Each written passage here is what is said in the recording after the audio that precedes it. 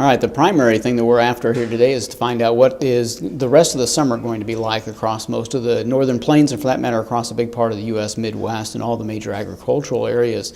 The biggest concern is whether or not we're going to go back into a drought pattern coming up as we go forward through this next few weeks. A lot of the crop is getting ready to reproduce, and obviously if it reproduces while we go into a dry period, we're going to end up with a loss in yield potential most likely. And that's the biggest concern we've got right now. Certainly if we get into the next few weeks and it starts raining too much, we could very well end up with a problem with the crop getting too wet and the quality going down right after we finish reproduction. So we're walking a fine line right now. We really need to focus in on these next few weeks and try to assess where we're going to end up. And it looks like we're going to see a regular occurrence of rain alternating with periods of sunshine. It should be a really very good finish to the summer for most of us. Now, the far northern plains are most likely going to continue to see a little bit more frequent on precipitation, and our harvest season is looking like it might end up being a little bit on the wet side.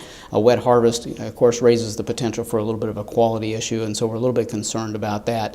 But I think for this part of the country, we're going to do very well. In the heart of the Midwest, there's going to be a little bit more of a concern. Areas to the south of us here in parts of Iowa, Nebraska, Missouri, and Kansas are probably going to end up with some kind of a dryness issue, and yield potentials may come down a little bit. So those are the big things we're watching right now. I really think that for the most part, though, we're going to finish out the summer very well.